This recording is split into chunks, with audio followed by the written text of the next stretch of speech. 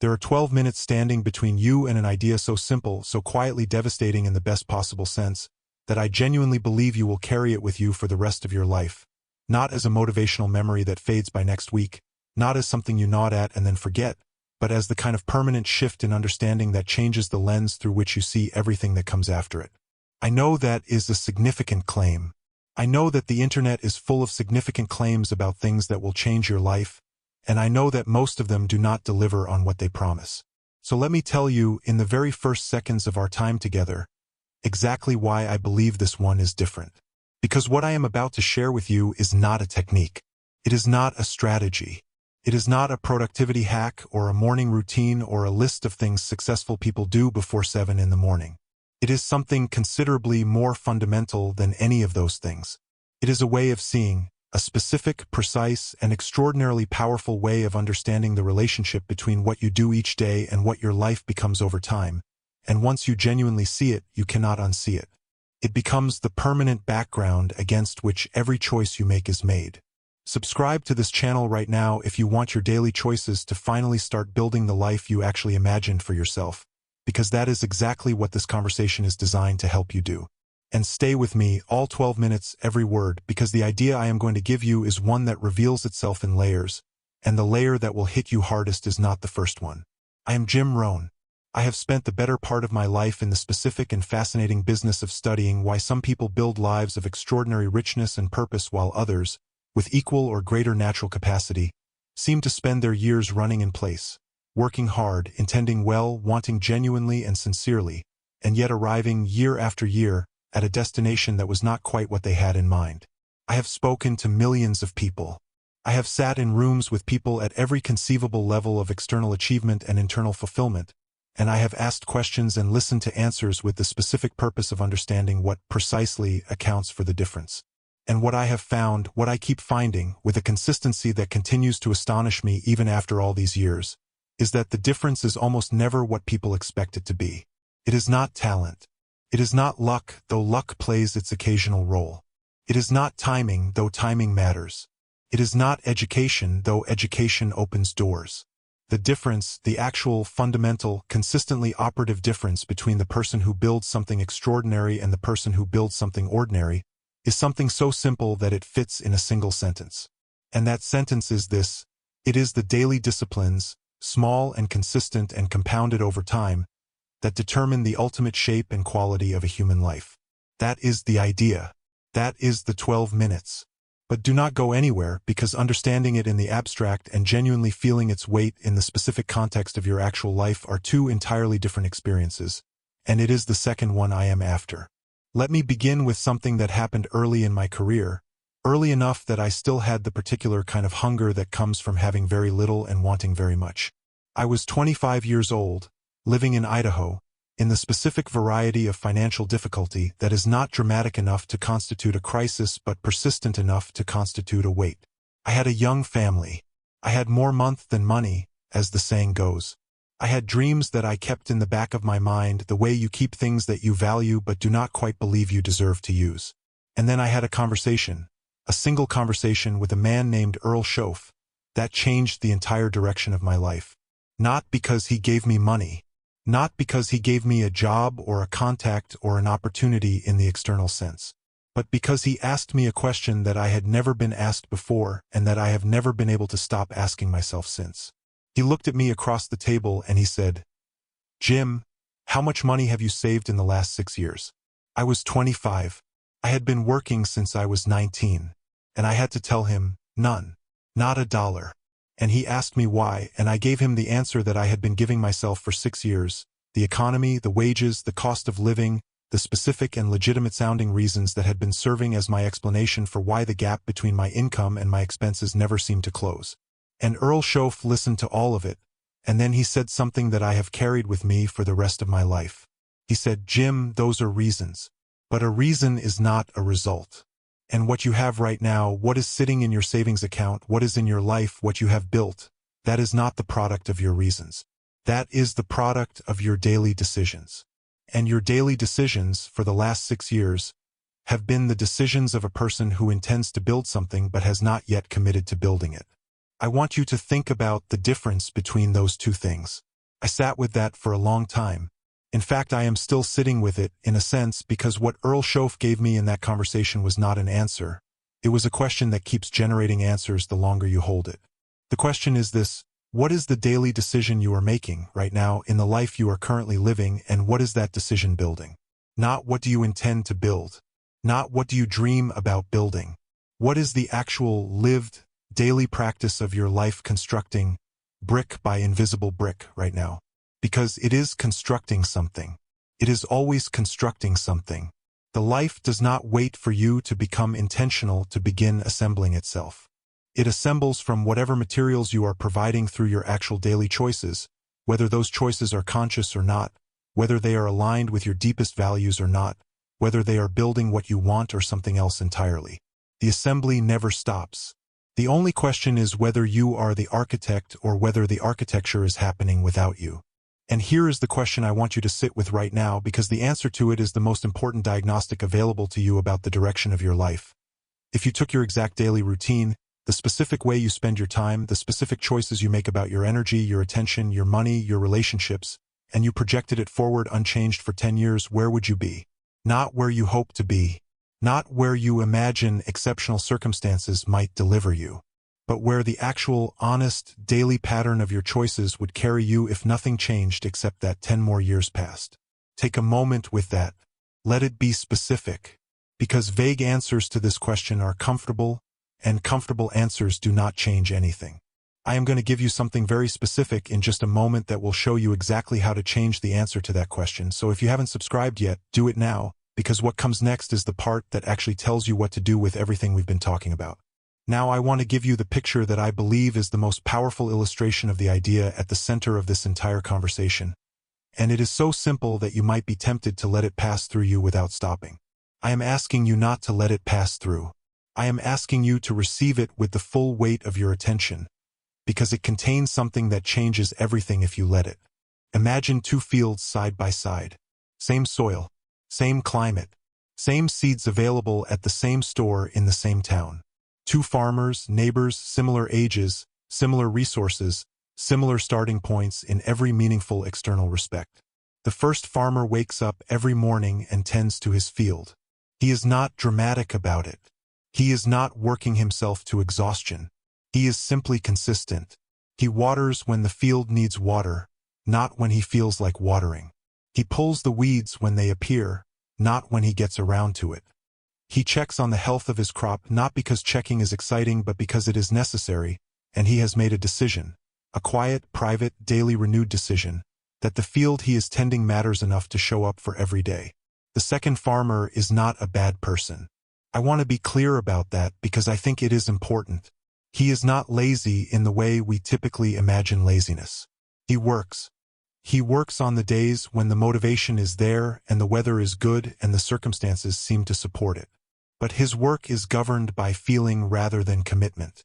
He tends the field when he feels like tending it. He waters when he remembers to water.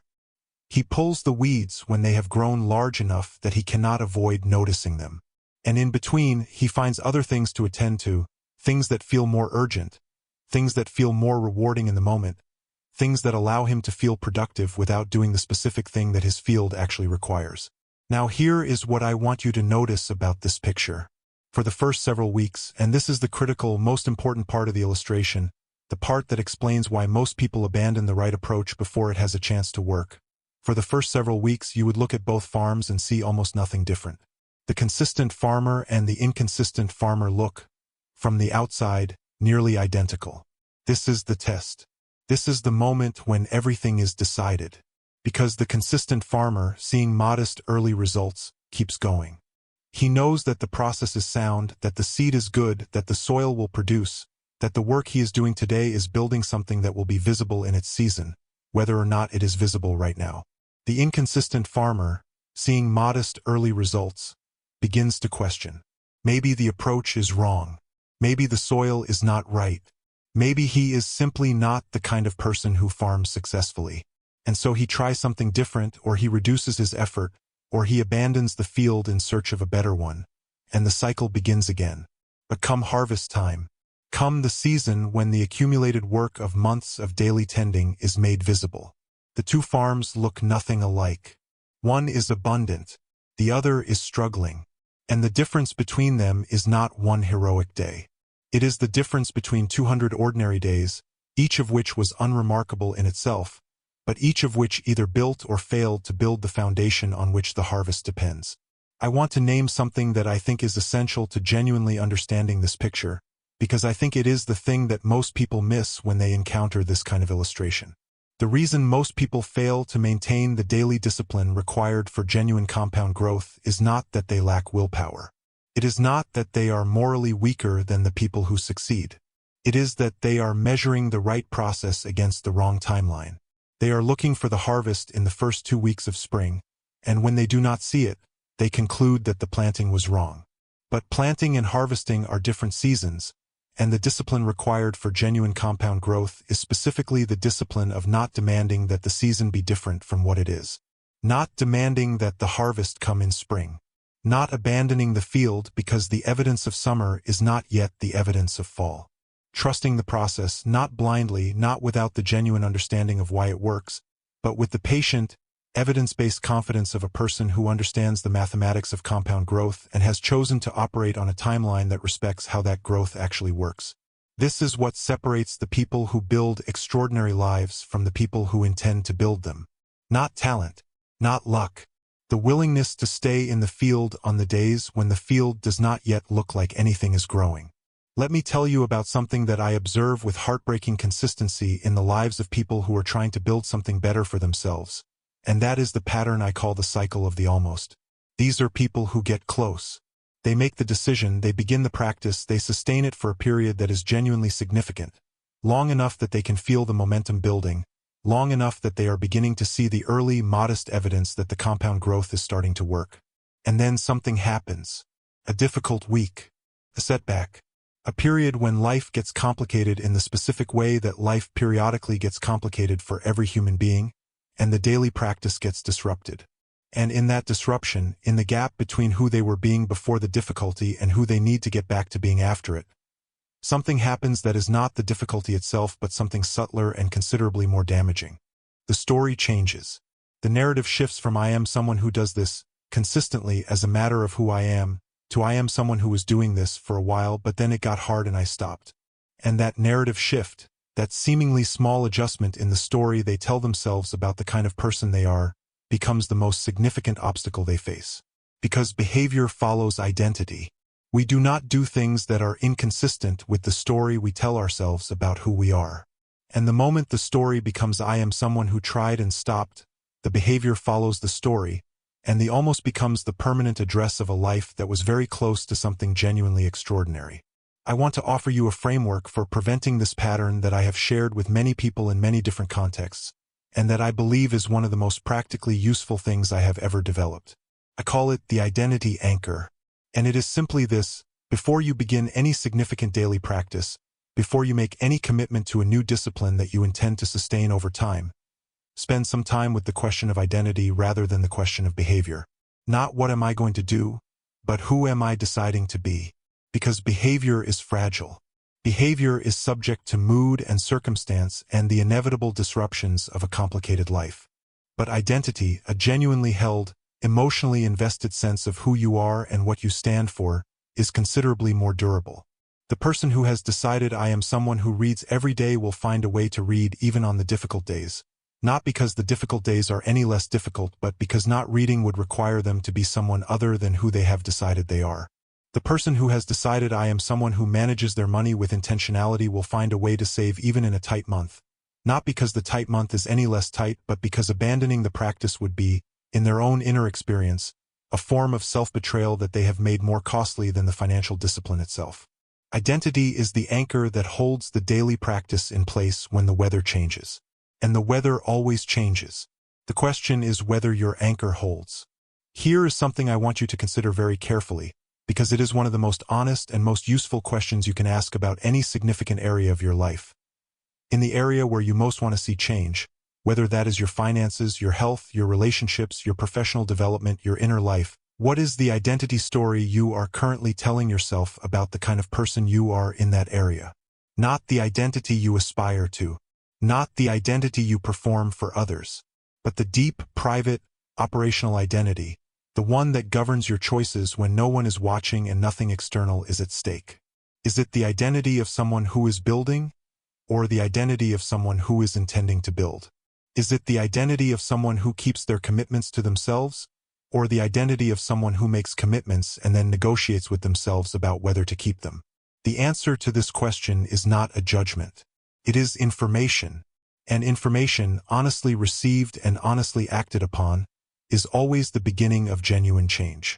Very soon I'm going to tell you exactly how to begin changing that identity story, the specific daily practice that rewrites it from the inside out, so stay with me, because this is where the conversation becomes something you can actually use tomorrow morning. Now let me talk about something that I believe is one of the most commonly misunderstood aspects of the entire project of personal development, and that is the relationship between discipline and freedom. Because in the popular imagination, these two things are often positioned as opposites. Discipline is the constraint, freedom is the absence of constraint, and the more disciplined you are, the less free you must be. I want to offer you a completely different understanding of this relationship, one that has been confirmed for me not just in philosophy but in the observed experience of every genuinely free person I have ever known. Discipline is not the enemy of freedom. Discipline is the price of freedom. It is the specific mechanism through which the freedom you want is produced. Let me make this as concrete as possible. Financial freedom, the freedom to make choices about your work and your time based on what you value rather than what you owe, is the product of the financial discipline maintained over years. The person who spent 15 years saving and investing consistently has the freedom to walk away from a job that is no longer serving them, to take a risk on a business they believe in, to retire early or to work longer from a position of choice rather than necessity. The person who did not maintain that discipline has the opposite. Not freedom but its absence, the obligation to continue doing what the bills require regardless of what the soul might need. Physical vitality, the freedom to be fully present and fully capable in the activities and the relationships that matter most, is the product of the health discipline maintained over years. The person who spent 15 years eating well and moving consistently has the freedom of a body that serves them. The person who did not has the opposite, the progressive constraint of a body that limits rather than enables. In every dimension of life that matters, the discipline precedes the freedom. The discipline is not the sacrifice of freedom. The discipline is the investment in it. And the daily practice of discipline, experienced in the moment as effort and resistance and the sacrifice of easier alternatives, is experienced across time as the accumulation of the specific freedoms that make a life feel genuinely worth living. I have a friend, a man I have known for many years, who I will not name but whose story is one of the most vivid illustrations of this principle that I have personally witnessed, who spent the first 40 years of his life genuinely convinced that he was not a disciplined person. Not as a self-criticism, not as an excuse, but as what he genuinely believed to be an accurate self-assessment. He watched other people maintain daily practices and build consistent habits, and he concluded, from the evidence of his own repeated attempts and repeated abandonments, that this capacity was simply not part of his makeup. He was creative. He was generous. He was socially gifted in a way that made every room he entered slightly warmer. But disciplined, in the specific sense of doing something every day because it mattered and not because it felt right in the moment, this he did not believe himself to be. And then his doctor sat him down in his early 40s and told him something about his health that changed the calculation entirely. Not a terminal diagnosis, I do not want to be dramatic about this, but a clear, evidence-based warning that the trajectory he was on would produce specific and significant consequences within a specific and near time frame if he did not change it. And he changed it. Not all at once. Not perfectly. But he built, for the first time in his life, a genuine daily discipline around his physical health. A practice that he maintained not because it was pleasant but because the alternative was now visible and no longer acceptable. And what happened, and this is the part that I find most instructive about this man's story, is that the discipline he built in the domain of his health began, gradually and then more rapidly, to spread into other domains. Because he had disproven the story. He had discovered, through the evidence of his own lived experience, that he was capable of sustained daily discipline, that the identity of an undisciplined person he had been carrying was not an accurate description of his nature but an artifact of never having had a reason compelling enough to genuinely test it. And once that identity story changed, once he knew in the bone-deep way that only lived experience can produce, that he could keep a commitment to himself. The change was available in every area of his life. He is, today, one of the most intentional and most productively disciplined people I know. And the irony is that the man who spent 40 years believing he was constitutionally incapable of discipline built his most important life in the years that followed. I tell you that story not to suggest that it takes a health scare to initiate genuine change, though for some people it does, and I have seen it work that way many times. I tell it because I want you to understand something about the nature of identity that I believe is one of the most liberating insights available to a human being. The identity you currently hold about yourself in any given area, the story that says I am not the kind of person who does this, is almost certainly not the truth about your nature. It is a conclusion drawn from a limited sample of evidence, generated in specific circumstances, and it has been treated as a permanent and immutable fact about who you are when in reality it is simply a description of who you have been so far, in the specific context and with the specific motivation available to you up to this point. Change the context. Change the motivation. Change the daily evidence, even in small ways, even in one area, even for 30 days, and the identity story begins to change with it. Because identity follows behavior the same way behavior follows identity. The relationship is circular. And the entry point, the place where you can intervene in the circle and redirect it, is a single daily choice. Made today, made tomorrow, made the day after, not because the feeling demands it, but because the decision has been made and the decision, unlike the feeling, is yours to keep. Now I want to talk about something that is at the center of every meaningful life I have ever observed, and that is the concept of personal philosophy, the specific set of deeply held beliefs about yourself, about other people, about what is possible and what is not, about what matters and what does not, about how the world works and what your place in it is, that governs everything you do at the most fundamental level. I have talked about philosophy many times over the course of my career, and I want to go deeper into it here than I sometimes have, because I think it is the area where the most important and the most overlooked work of personal development happens. Most people are aware that their beliefs affect their behavior. This is not a new or controversial idea. But what I want to draw your attention to is something more specific. The way in which the beliefs that affect your behavior most powerfully are almost never the ones you are consciously aware of. They are the background beliefs. The ones that are so deeply embedded in your way of experiencing the world that they present themselves not as beliefs at all but as simply the way things are. The belief that the kind of success you see in other people's lives is probably not available to a person with your particular history, your particular background, your particular relationship to luck and timing and the specific advantages that other people seem to have had. The belief that genuine change is possible for some people but that you personally have tried enough times to have a realistic sense of what you are and are not capable of. The belief that the daily disciplines you know you should be practicing are things you will get to, that the right moment is approaching, that the circumstances are not yet quite right, that you are nearly ready to begin in earnest.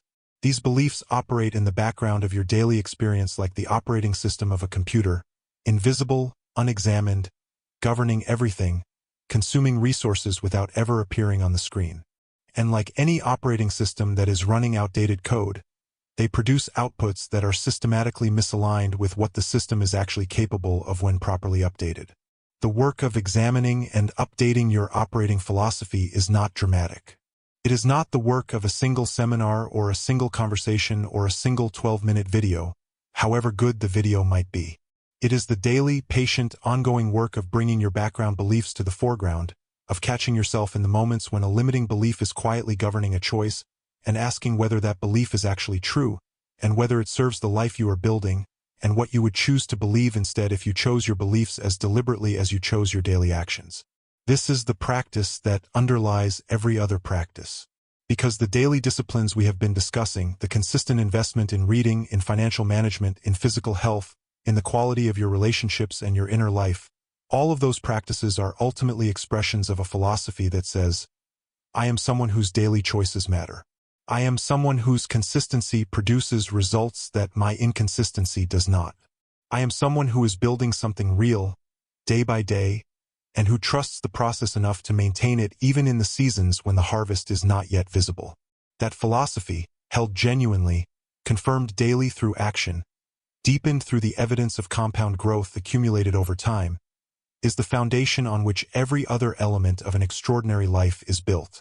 Let me give you something specific and practical to work with, because I believe deeply that the purpose of any serious conversation about personal development is not to produce beautiful ideas but to produce changed behavior, and changed behavior requires not just inspiration but specific, actionable direction.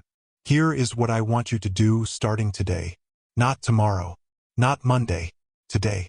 I want you to identify one area of your life, just one, the one that, if it genuinely changed, would have the most significant positive ripple effect through every other area. And I want you to name the daily practice that, if maintained consistently for the next 12 months, would produce a measurable and meaningful change in that area. Not a dramatic practice. Not something that requires extraordinary effort or extraordinary time.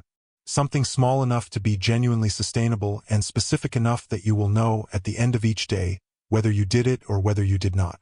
For some of you, that practice is 30 minutes of reading in an area directly relevant to your most important professional challenge.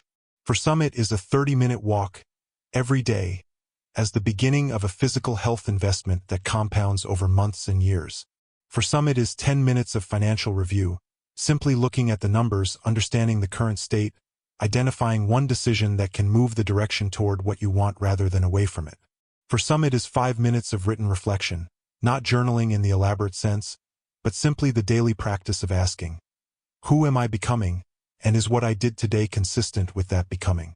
The specific practice matters less than two things. 1. That it is genuinely aligned with the area that most needs cultivation in your life right now. And 2. That it is small enough to do even on the hardest days, because the hardest days are the ones that determine whether the practice becomes a discipline or remains an intention. I want to say something about the power of small that I think is one of the most counterintuitive and most important insights in the entire conversation about compound growth. We are culturally inclined to believe that significant results require significant efforts, that the gap between where we are and where we want to be must be closed through actions that are proportionate in their size and drama to the size and drama of the gap itself. This belief is wrong. It is not just slightly wrong. It is the specific misconception that prevents most people from ever beginning the practices that would actually close the gap, because the practices that actually close it are so small that they seem inadequate to the task. 30 minutes of daily reading does not feel like something that will close the gap between your current professional capacity and the capacity required for the career you want. But 30 minutes of daily reading, maintained for 3 years, produces a person who has spent more than 500 hours in deliberate, focused engagement with the ideas most relevant to their professional development. And that person is genuinely, measurably, categorically different from the person who did not do those 30 minutes. The small is not inadequate. The small, compounded, is the most powerful force available to you. And the reason most people never experience that power is that they abandon the small before the compounding has had enough time to produce the results that justify the investment. They quit at 211 degrees every time, and the water never boils. Here is what I want you to take with you from this conversation, not as an inspiration but as an instruction, specific and personal and immediately actionable. The 12 minutes we have spent together today have given you the idea. The idea is this: your daily disciplines, small and consistent and compounded over time, are the most powerful force available to you for building the life you actually want. Not your talent, not your luck, not your circumstances, your daily disciplines. And the daily discipline I am asking you to begin today, the one that costs almost nothing in time and produces everything in results, is the discipline of the daily choice made with intention. The discipline of asking, every morning, what am I building today? And then building it. One brick, one choice, one day, and then again, and again, and again, until the accumulation of all those ordinary, unremarkable, individually insignificant days has produced something that is anything but ordinary. A life that reflects, in its richness and its depth and its genuine alignment with your deepest values, the full measure of what you were capable of all along. My friends, I am grateful beyond what words easily carry for the 12 minutes you gave me today. 12 minutes is not a small thing. It is a choice that says, I am someone who invests in my own becoming. I am someone who believes that an idea encountered today can change the direction of everything that follows. That choice, that small, daily, compounding choice, is exactly the kind of choice that the life you want is built from. I hope you feel, as we close today, not just inspired but equipped, not just moved but directed, because the distance between the life you have and the life you are capable of is not as far as it feels. It is bridged by exactly what we talked about today. Small, consistent, daily choices made with intention, sustained with the patient confidence of someone who understands how compound growth works and has decided to let it work for them. Start today. Start with one thing. And come back here, because every conversation on this channel is another brick in the architecture of the life you are building. Every video we share is designed to give you not just motivation but the specific philosophy and the specific practice that makes motivation worth having. Subscribe now if you haven't already. Share this with someone who needs to hear it. And watch the next video because the conversation we are going to have there builds directly on what we started today, and the combination of the two will give you something that neither one alone can produce. Thank you. Keep going. The harvest is coming. Do not stop planting. And I want to begin this next part of our conversation with something that I think deserves its own moment of honest acknowledgement, because I believe that the space between where you are right now and where you want to be is not primarily a space filled with missing information. You know more than you think you know. You have read more than you give yourself credit for. You have encountered, across the years of your life, enough wisdom to build something extraordinary, enough ideas, enough frameworks, enough inspiration from enough different sources, that the gap between your knowledge and the knowledge required to build the life you want is considerably smaller than it feels. The gap that is actually large, the gap that is actually doing most of the work of keeping you where you are, is not the knowledge gap. It is the application gap. It is the distance between the things you know and the things you consistently do. And that gap, the application gap, is the most important territory in the entire landscape of personal development. And it is the territory I want to spend the rest of our time today exploring with as much depth and specificity as I can bring to it. Because closing that gap is not primarily an intellectual project. It is a character project. It is the project of becoming the kind of person whose actions are consistently aligned with their understanding. And that becoming is the most important work available to a human being. Let me tell you something about the application gap that I have observed with great consistency across decades of working with people who are genuinely trying to build better lives. The gap is almost never closed by more information. I want to say that again, because it runs counter to the dominant assumption in our culture about how personal change works. The application gap is almost never closed by more information. It is closed by a different relationship with the information you already have. It is closed by the decision, the genuine, dated, daily renewed decision, to treat the things you know as things you are actually going to do, not as things you might get around to doing when the circumstances are better. And this distinction between knowing something and deciding to live it is where most people spend their entire lives without ever quite making the crossing. They accumulate knowledge the way some people accumulate books, in great, impressive quantities with the genuine intention of eventually engaging with what has been collected. But the collection and the engagement remain, year after year, two different activities with a significant and unclosed distance between them. I have known people who could articulate the principles of financial discipline with extraordinary clarity and sophistication who did not have a savings account. I have known people who could describe in precise detail the physical habits most correlated with long-term health and vitality who had not exercised consistently in years. I have known people who could speak movingly about the importance of genuine presence in relationships who were looking at their phones in the middle of dinner with their families. And in every one of these cases, the deficit was not knowledge. The deficit was the translation of knowledge into the daily practice that knowledge is only ever worth as much as the practice it produces. Information without application is, in the most literal sense, academic. It exists in the mind and produces nothing in the world. And a life is not built in the mind. It is built in the world. It is built in the texture of the daily choices, the specific actions taken or not taken, the disciplines maintained or abandoned, the small and consistent investments made or deferred across the actual hours of the actual days of an actual human life. Now I want to explore something that I believe is one of the most important and least examined drivers of the application gap, and that is the role of emotional investment in the sustainability of daily discipline. I have observed, and this observation is one of the things I am most certain of after all these years, that the people who consistently close the gap between knowing and doing are almost never the people with the greatest willpower in the conventional sense.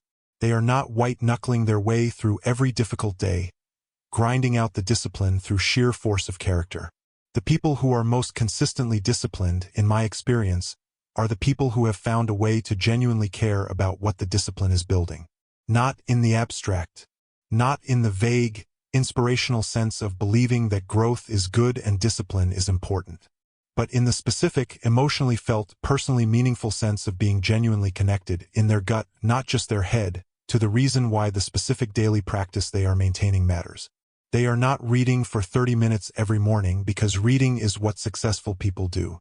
They are reading because they are genuinely hungry to understand something, because there is a problem they are wrestling with, a domain they are building competence in, a question that will not leave them alone, and the reading is the daily conversation they are having with that hunger.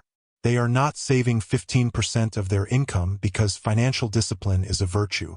They are saving because they have a vivid, emotionally real picture of what financial freedom will mean in the specific context of their specific life, the specific choices it will open, the specific constraints it will remove, the specific version of themselves it will make possible. And that picture is alive enough and specific enough to compete effectively with the immediate pull of the spending that would otherwise displace the saving. This is why I have always placed such enormous emphasis on the work of vision, the specific, emotionally vivid, richly detailed picture of the life you are building, as the essential foundation of any sustainable daily discipline. Not because the vision magically manifests your desired reality. That is not how it works, and I have never taught that it is. The vision works because it gives the discipline an emotional engine. It gives the daily practice a reason that is more compelling than the discomfort of maintaining it. And human beings, as I have observed them across a lifetime of paying close attention, are not primarily motivated by logic. They are motivated by meaning. They sustain effort through difficulty when the difficulty is in the context of something that genuinely matters to them, when the why is alive and specific and personally felt. And they abandon effort, despite knowing all the right reasons for continuing, when the why has become abstract and distant and disconnected from anything they can actually feel in the present moment of a difficult day. So the work I am recommending to you, the work that underlies every other work, is the work of keeping the why alive, of returning to it daily, of making it specific and sensory and emotionally real enough to compete with the immediate pull of the easier alternative. Not once when you first make the decision. Every day. Because the difficult day is always coming, and the discipline that survives the difficult day is the discipline that is grounded in something that matters more than the difficulty. Let me give you a picture of what this looks like in practice, not in the abstract, but in the specific and somewhat unglamorous reality of an ordinary life trying to build something extraordinary. I want you to imagine a woman, I will call her Rebecca, though this composite is drawn from many real conversations, who is in her late 30s, working in a profession that pays reasonably well but that she has known for some time is not what she is ultimately called to do. She has a creative gift, a capacity for writing specifically, that she has been telling herself for years she will pursue seriously when the timing is better. When the children are a little older. When the financial pressure is a little less. When she has a longer stretch of uninterrupted time. When she feels more ready. The reasons are entirely real. The children are real. The financial pressure is real. The lack of long stretches of uninterrupted time is genuinely, structurally real. And yet, and this is the thing I want you to notice, years are passing. The children are getting older as children do, and the financial pressure is fluctuating as financial pressure does, and the long stretches of uninterrupted time are not materializing, as long stretches of uninterrupted time tend not to do for people in the middle of genuinely full lives. And the writing is not happening. Not because Rebecca lacks the talent.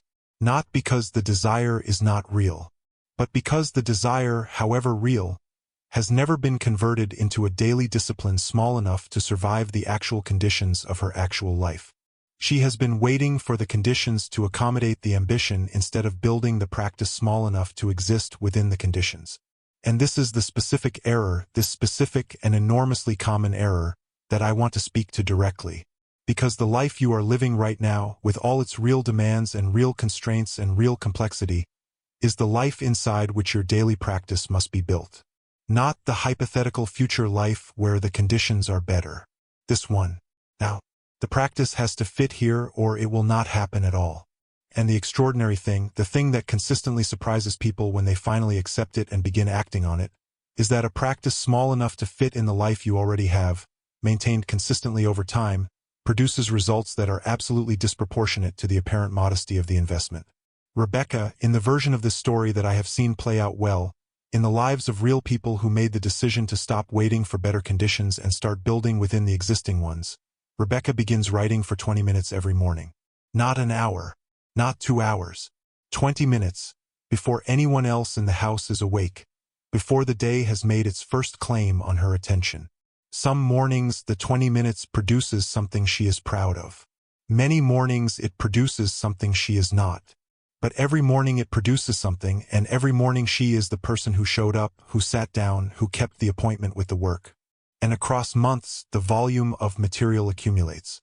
Across a year, the skill, which was always there, always real, always waiting, deepens in ways that 20 minutes a day for a year inevitably deepens any genuine skill. Across 2 years, the practice has become so thoroughly part of the fabric of her daily identity that missing it feels, in her own experience, like a violation of something essential about who she is. She is a writer, not because she has been published, though that is coming, but because she writes every day, which is the only definition of writer that actually matters. The discipline was not dramatic. The conditions were not ideal. The time invested per day was not impressive.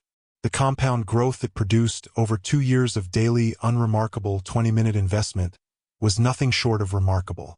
And here is the question I want you to sit with in the most specific and personal terms possible, because general questions produce general answers that change nothing. What is the Rebecca in your life? What is the thing, the specific, named, particular creative or professional or personal calling, that you have been telling yourself you will pursue seriously when the conditions are better? And what would it look like to begin pursuing it today, in 20-minute increments, within the conditions that actually exist rather than the conditions you are waiting for? The answer to that question, followed by the decision to act on it tomorrow morning, is worth considerably more than any further conversation about it. But first, subscribe to this channel if you want to be part of a community of people who are having this conversation consistently, who are building their lives one daily discipline at a time, because what comes next in our conversations together will give you the specific frameworks for every area of life that matters.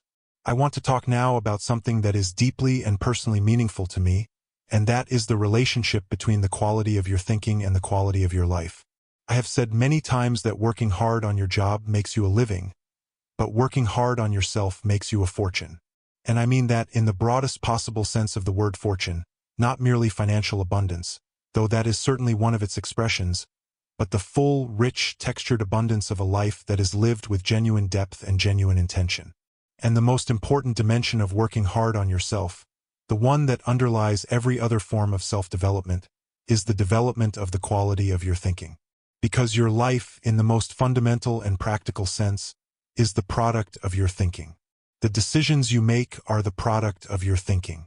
The way you interpret the events that happen to you, whether you see a setback as a verdict or as a curriculum, whether you see a difficulty as an obstacle or as a development opportunity, is the product of your thinking.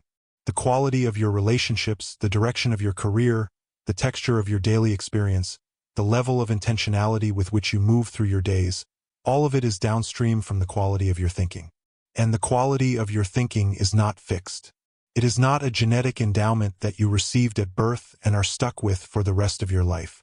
It is a cultivable capacity. It grows through deliberate investment, through the consistent practice of exposing your mind to great ideas and demanding that it engage with them, not passively, not as entertainment, but as the active, effortful, genuinely productive work of a mind that takes its own development seriously. I want to tell you about a specific practice that I have maintained for the better part of my adult life and that I believe has produced more genuine impact on the quality of my thinking than almost anything else I have ever done. I call it the deliberate reading practice, and it is distinguished from ordinary reading by one specific and essential element: the requirement of application. The rule is simple. Every book I read with the question, what am I going to do differently because of this? Not what do I find interesting? Not what do I agree or disagree with? What am I going to do differently? And at the end of every reading session, I write, in whatever form is available to me, a journal, a notebook, the margin of the book itself, the specific, named, actionable thing that I am going to do differently. Not a general intention, a specific action. And then I do it. Not perfectly, not always immediately, but with genuine intention and genuine follow-through. This practice, the requirement of application, transforms reading from an intellectual experience into a developmental one. It transforms the information from something that passes through into something that sticks. And over the course of many years and many books and many accumulated applications, it produces a mind that does not merely know a great many things but that has repeatedly practiced the specific discipline of converting knowledge into action, which is, as I have been arguing throughout this entire conversation, the most important discipline available to a human being. Now I want to address something that comes up in various forms in almost every serious conversation I have about personal development, and that is the question of failure. Specifically, the question of how to relate to failure in a way that serves your development rather than undermining it. Because failure is not an occasional visitor in a life of genuine effort and genuine ambition. It is a regular, expected, structurally inevitable feature of that life. Anyone who is building anything worthwhile, anything that requires genuine stretching, genuine risk, genuine commitment to something that is not yet certain is going to fail. Regularly, specifically, sometimes publicly, and the relationship you have with those failures, the meaning you make of them, the story you tell about what they reveal about you and what they imply about your future attempts, will determine, more than almost anything else, the ultimate arc of your life. I have watched this with painful consistency. I have watched people of extraordinary talent and genuine ambition build something almost remarkable and then, at the first significant failure, conclude that the talent and the ambition were somehow fraudulent, that the failure was not evidence of a specific mistake or a specific gap in their preparation but evidence of a fundamental and disqualifying inadequacy in themselves. And I have watched the story of that inadequacy become the operating principle of everything they attempted after, producing a kind of preemptive smallness, a choosing of goals that are modest enough that failure would not be too devastating. That is, in my view, one of the greatest wastes in human experience. Because the person who chooses goals small enough to fail safely will spend their entire life never discovering what they were genuinely capable of. The relationship with failure that I want to commend to you, the one that I have seen consistently characterize the people who build something genuinely extraordinary, is what I would describe as the relationship of the scientist. The scientist does not regard a failed experiment as a verdict on their intelligence or their worth or their capacity to do science. They regard it as information. Specific, valuable, irreplaceable information that they could not have obtained without the attempt, information that tells them something precise about what does not work, which is always, in the logic of genuine inquiry, a step toward understanding what does. The scientist who abandons their inquiry at the first failed experiment is not a scientist. The person who abandons their most important life project at the first significant failure has made the same category error. They have treated information as a verdict, and in doing so, they have denied themselves the very learning that the failure was trying to give them. Every significant failure contains, somewhere within it, the specific correction required for the next attempt. The person who can find that correction, who can sit with the discomfort of the failure long enough to extract its lesson rather than simply endure its pain, has not lost time with the failure. They have compressed time. They have bought, at the price of a specific difficulty, the specific insight that would otherwise have required years of additional trial and error to arrive at. This is the gift of failure properly received. And properly receiving it is one of the most important skills in the entire portfolio of a person who is building something that genuinely matters. Let me say something about the relationship between patience and failure that I think is not often enough stated clearly. Patience is not passive. In the popular imagination, patience is often confused with waiting, with sitting quietly while the circumstances rearrange themselves into something more favorable. That is not the patience I am commending to you. The patience I am talking about is active. It is the patience of the farmer who has planted and who tends the field daily, who shows up every day with the tools and the intention and the energy required, but who does not demand that the harvest arrive on a timeline inconsistent with the actual season. It is the patience of someone who understands that genuine growth has its own timeline, and that demanding results faster than the process can produce them is not ambition. It is impatience disguised as ambition. And impatience, masquerading as urgency, is one of the most destructive forces in the development of any significant life project. Because impatience causes people to abandon good processes before those processes have had enough time to produce their best results. It causes people to change strategies when what they needed to change was their timeline. It causes people to conclude that something is not working when what is actually true is that it has not yet had enough time to work. The patience I am recommending is the patience that holds the good process firmly enough and long enough for the compound growth to become visible. Not the patience of resignation. The patience of confidence. The patience of someone who knows why they are doing what they are doing and trusts the mathematics of consistent effort applied over time. I want to spend some time now on something that I consider one of the most undervalued investments in the entire portfolio of personal development, and that is the investment in genuine rest and genuine renewal. Not rest in the sense of collapsing, not the passive, exhausted disengagement that passes for rest in a culture that has confused busyness with productivity, but genuine, intentional, replenishing rest that restores the specific capacities that consistent effort depletes. I have watched this mistake made by some of the most driven and genuinely capable people I have ever known. They treat rest as a weakness, as the concession made to the body's limitations, to be minimized whenever possible in the interest of maximizing productive output. And for a period of time, this approach appears to work. The driven person outperforms the rested person in the short run, because they are investing more hours, and more hours of reasonable effort does produce more output in the short run. But over time, and this is the thing that the driven person who does not rest consistently discovers too late, the quality of the output from a depleted mind and a depleted body declines in ways that are not immediately obvious because the decline is gradual. The thinking becomes less sharp. The decisions become less wise. The creativity, which is the dimension of human capacity most sensitive to depletion, becomes less generative. The emotional resilience, the capacity to absorb difficulty and respond to it with equanimity rather than reactivity, thins.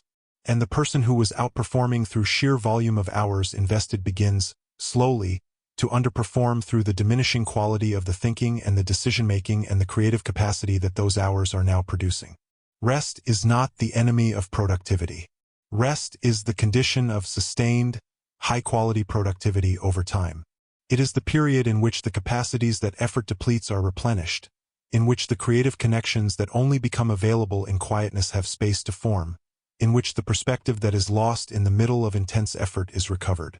The person who builds genuine rest into the architecture of their daily and weekly life is not resting instead of building. They are building the condition that makes everything they build better. Here is something I want you to feel very specifically because I think it is one of the most practically important insights we have discussed today. The daily discipline we have been talking about, the consistent, small, compounding investment in the areas that matter most, is not sustainable at a level of intensity that requires you to be running on empty. The sustainability of the discipline depends on the sustainability of the person maintaining it. And the sustainability of the person maintaining it depends, in significant part, on the quality and the consistency of the renewal they allow themselves. Very soon I am going to give you a specific picture of what a genuinely sustainable daily architecture looks like, the specific rhythm of effort and renewal that produces the best results over the longest period of time. And I think it is going to reframe the way you think about the relationship between how hard you work and how well you live. Now let me talk about money, because I think it is one of the areas where the application gap I described earlier is most consequential and most frequently unexamined. Most people have enough information about personal finance to build genuine financial security over the course of a working life. The principles are not complicated. Spend less than you earn, save consistently, invest wisely in things you understand, avoid the specific category of financial decisions made under emotional rather than rational governance. Give generously because generosity is both a moral good and a practical one. These principles are widely known. They are not secrets. They are available in any library, in any of a dozen well-respected books on the subject, in any honest conversation with anyone who has successfully navigated the building of financial security. The knowledge is not the problem. The problem, as I have been arguing throughout this entire conversation, is the application.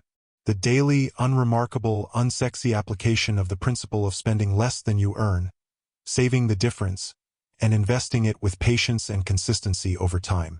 This application, maintained across the years and decades of a working life, produces financial outcomes that feel almost miraculous to people who have not witnessed the mathematics of compound growth up close. And the failure to maintain it, the daily, apparently small, individually insignificant decision to spend the money that should have been saved, made 10,000 times across 20 years, produces the opposite. Not dramatic poverty in most cases, but the progressive narrowing of options, the reduction of freedom, the life that is increasingly organized around financial obligation rather than financial choice. And that narrowing, that slow, quiet, completely preventable reduction of freedom, is one of the most common and most consequential failures of application in the entire landscape of human experience. I want to say something direct about the emotional relationship with money, because I think it is the thing that most consistently prevents the application of the financial wisdom that most people already possess. Money is not primarily a mathematical subject for most human beings. It is an emotional one. The decisions people make about money, the spending, the saving, the avoiding of the honest look at the current financial reality, are almost always emotionally driven, not rationally driven. And the emotions that drive them are often not the emotions that people are consciously aware of. The impulse to spend on something unnecessary is often not really about the thing being purchased. It is about the feeling the purchase promises, the momentary sense of abundance, of treating oneself, of signaling something about one's identity or one's status or one's relationship to scarcity. The avoidance of the honest financial audit, the refusal to sit down and look clearly at the current state of one's finances, is often not really about laziness or lack of discipline. It is about the specific and very human discomfort of seeing a gap between where you are and where you know you should be, the gap that honest examination makes visible and that avoidance keeps mercifully invisible. But the gap that is kept invisible is not closed. It continues to grow in the dark, in exactly the way that all unexamined problems grow, silently, steadily, with interest. The most powerful single act available to anyone who wants to begin genuinely changing their financial situation is the act of looking at it clearly. All of it. The income and the expenses and the debts and the assets and the specific gap between the current trajectory and the desired destination. Looking clearly is not comfortable, but it is the prerequisite for everything that comes after. You cannot navigate toward a destination you will not look at the map to find.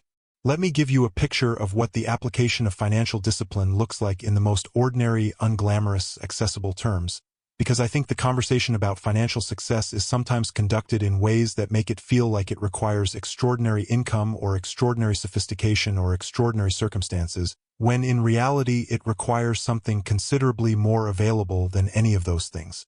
It requires the daily decision, unremarkable, invisible to everyone but you, individually inconsequential in any given instance, to live on a little less than you earn and to save and invest the difference consistently. I have known people with incomes that would strike most of my audience as modest who built genuine financial security over the course of their working lives through the simple, daily, compounding discipline of this principle. And I have known people with incomes that would strike most of my audience as impressive who arrived at the later stages of their working lives with very little to show for it financially, because the income was matched and exceeded by the spending, and the saving never happened, and the compound growth that should have been working for them for 20 years had no capital to work with. The income is not the variable that determines the financial outcome. The discipline is the variable. And the discipline is available to anyone who decides, genuinely, specifically today, to begin living on a little less than they earn and investing the difference with patience and consistency. That decision, maintained across years, produces outcomes that feel genuinely extraordinary. That decision, deferred indefinitely, produces the outcome that most people experience, the sense of financial life as a kind of perpetual constraint rather than an accumulating freedom. Now I want to bring something into this conversation that I think is one of the most important and most neglected dimensions of a genuinely wealthy life, and that is the subject of giving. I have always believed, and this belief has been confirmed for me more times than I can count across a lifetime of observation, that the habit of giving is not something that wealthy people do because they can afford to.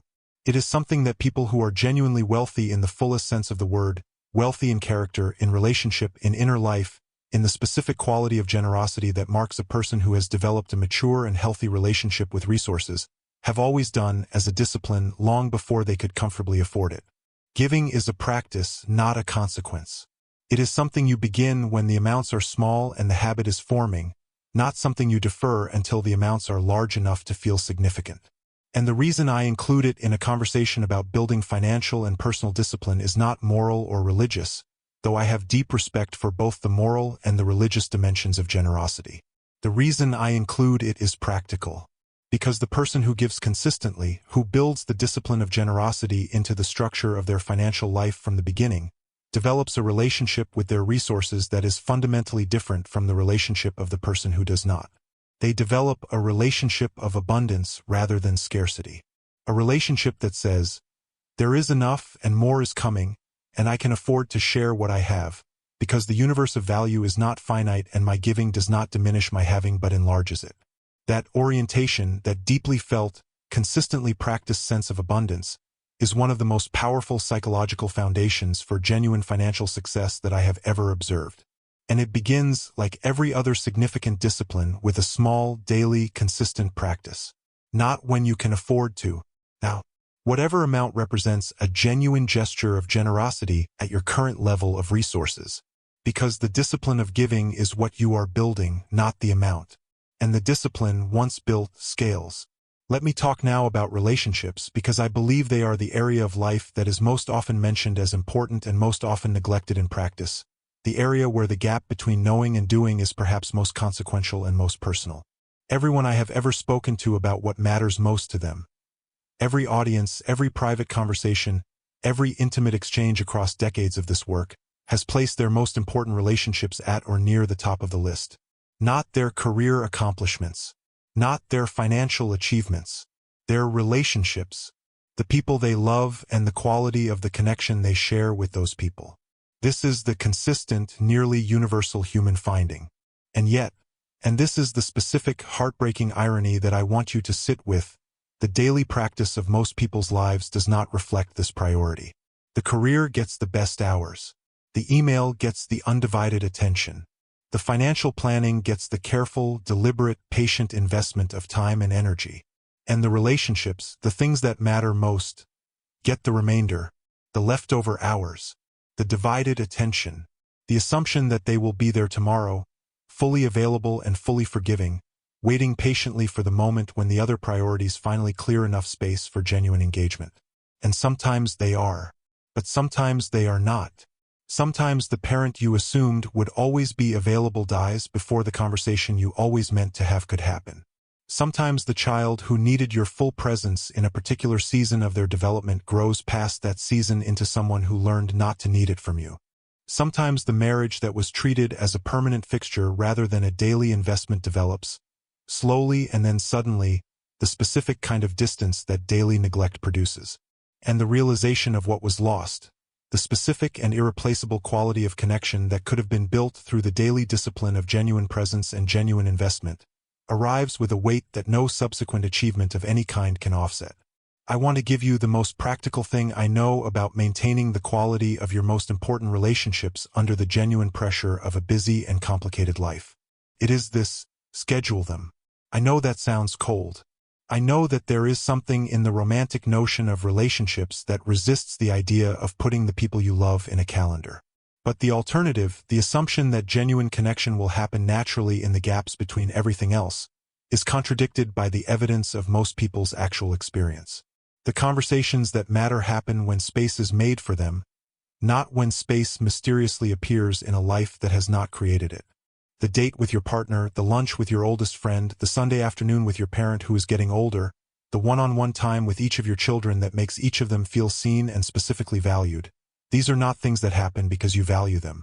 They happen because you schedule them, because you protect the time for them with the same intentionality you bring to any other commitment that genuinely matters. Because you treat the people you love with the basic dignity of showing up when you said you would, prepared to be genuinely present, with the phone in your pocket and your attention where your body is. That is the discipline of relationship. It is not glamorous. It is not the stuff of greeting cards or romantic films. But it is what actually builds the quality of connection that, when you look back on the life you have built, will be the thing you point to as its most important and most satisfying element. I want to say one more thing about relationships before we move on, and that is something about the courage that genuine relationship requires, the specific courage of vulnerability. I have watched this across decades of observation. The relationships that produce the most genuine and sustaining connection are almost always the ones in which both people have been willing, at various crucial moments, to be genuinely honest about their inner experience, to share not just the presentable version of what is happening in their lives but the complicated, ambivalent, sometimes frightened and sometimes exhilarated reality of what is actually happening in them. This vulnerability is uncomfortable. It is contrary to the social training that most of us received, which taught us that strength means composure and that keeping the complicated interior of our experience largely private is what mature adults do. But I have found, consistently, without exception, that the relationships that lack this quality of honest, courageous, vulnerable engagement produce a specific kind of loneliness that is more painful than the loneliness of genuine solitude. It is the loneliness of being in the presence of someone you care about and not being genuinely known by them. And the only cure for it is the specific courage of saying what is actually true. Not brutally, not without sensitivity to the other person's experience, but honestly. With the trust that genuine love can hold the truth. Because genuine love can. And the relationships that discover this, that find, through the experience of honest, vulnerable engagement, that the connection they share is large enough to contain the real complexity of who both people actually are, those are the relationships that sustain. That deepen rather than merely persist. That become, over time, the most genuinely valuable asset in any human life. My friends, I am filled with genuine gratitude for the time you have given this conversation today. Not the polite gratitude of a customary closing, but the genuine gratitude of someone who has devoted his life to the belief that ideas, the right ideas at the right moment, received with genuine openness, can change the direction of a human life. I believe that with everything I am. I have seen it happen too many times to doubt it.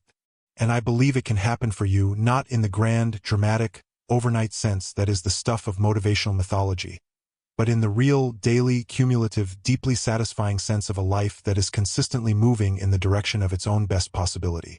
That movement, small, daily, consistent, compounded over time, is the most extraordinary thing available to a human being. And it is available to you, starting today. Starting with the next choice. Starting with the decision to be, from this moment forward, someone whose daily actions are finally, genuinely, consistently aligned with the life they know they are capable of building. If this conversation has given you something real, if it has moved something in you that is worth moving, then I want to invite you with everything I have to subscribe to this channel, to share this video with someone who needs it today, to watch every conversation we have here with the same quality of openness you brought to this one. Because this is not the end of the conversation. It is the beginning. And the conversations ahead, the ones we will have about every dimension of a fully designed life, will build on everything we have started here in ways that will compound exactly the way that everything worth building compounds. Thank you. Keep going. Keep building. The harvest is always, always worth the planting.